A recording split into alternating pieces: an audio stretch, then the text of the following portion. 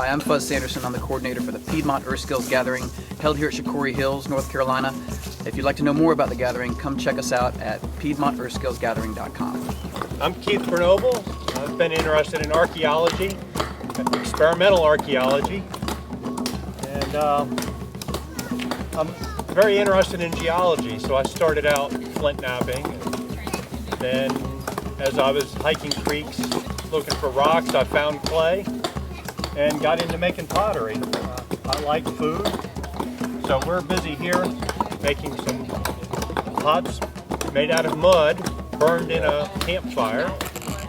So great cookware for the campfire, microwave, propane, electric, it does it all. I'm wedging, I'm twisting the clay in on itself to get the air bubbles out, homogenize the clay, and align the clay platelets. Clays are made out of flat plating minerals, and by doing this process you get them all lined up and it makes a much more durable product. Taking this critter here, and I roll him up on his nose, and I take his ears and roll them into the eye sockets. So I stand him up on his nose, and also at the same time, his nose gets shoved up into his forehead. Yeah, and then we have to make new eyes. So we'll make him a spider this time. All right, so wedging.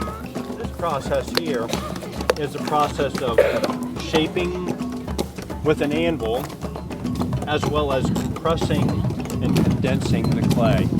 It makes for a much more durable product that will last many years. And now, working in less than ideal conditions, the wind is drying out the rim, had a crack forming, and I found that with cracks, that if you give it a firm whop, kind of down, that it kind of heals that crack, squeezes it together. My name is Barrett, and we are carving wooden bowls from green wood, and we're learning how to chop them out and then smooth them out with a gouge and finish them off so we have a functional bowl in one day. Maybe you're set up a jig. Yeah, I figured it just wasn't me.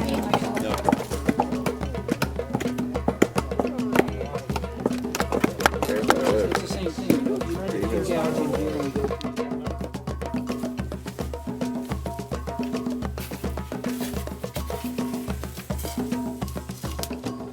So we offered up a host of bamboo rhythm instruments as well, like the teponazli of the Aztec.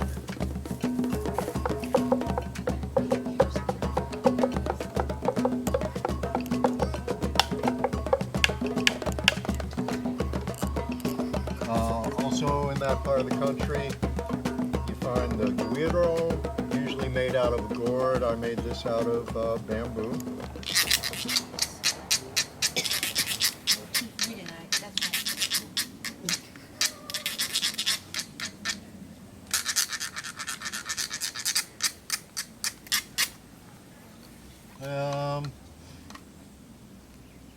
This is patterned after a crin, usually made from a log.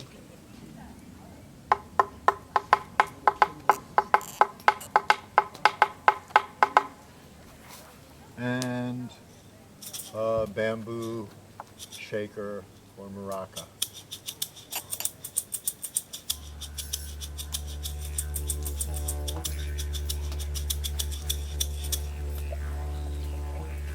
Hey, I'm Natalie Bogwalker, and we're here at the Piedmont Earthskills Gathering. And I'm helping folks to learn how to make brain tan, how to transform a stinky, rotten, half-rotten rawhide into beautiful, supple leather. And here folks have been scraping their deer hides. They remove the hair and the grain, the shiny layer on shoe leather. You remove that for buckskin because you want to make a real soft, breathable material. And so here they've been scraping that off, and then over there they're wringing their hides that have been soaking in a brain solution. And then they're softening their hides to make them soft, supple, fluffy things that you can make beautiful garments with. What's this? What are you doing to the leather right now? Just squeezing out all the water? Yeah, I'm squeezing out all the brain Solution. right?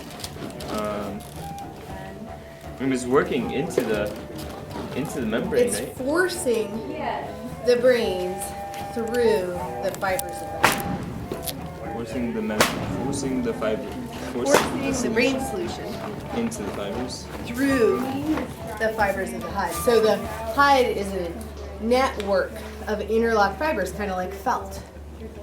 And so what you're doing is you are forcing the lecithins and fats, which are in the brains, which are lubricants, between the fibers. Okay, so it's kind of locking it in place. It's not locking it in place, it's coating those fibers so that when it's opened up, those fibers can freely move. Okay. And that's what So makes it's the making hide it more fluffy. pliable.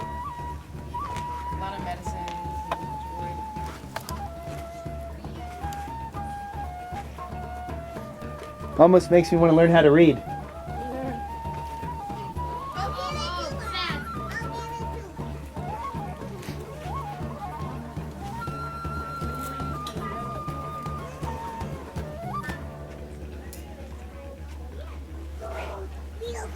Okay, so these are slate knives that have been ground from a piece of slate.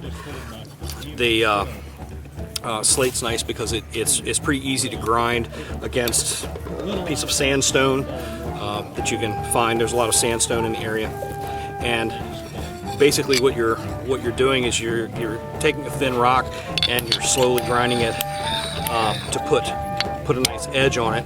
I've used this is an ulu shaped blade. I use it in the kitchen for cutting vegetables, and this blade, as you break the slate, you break it into pieces, and and you just shape it by again grinding it against the stone.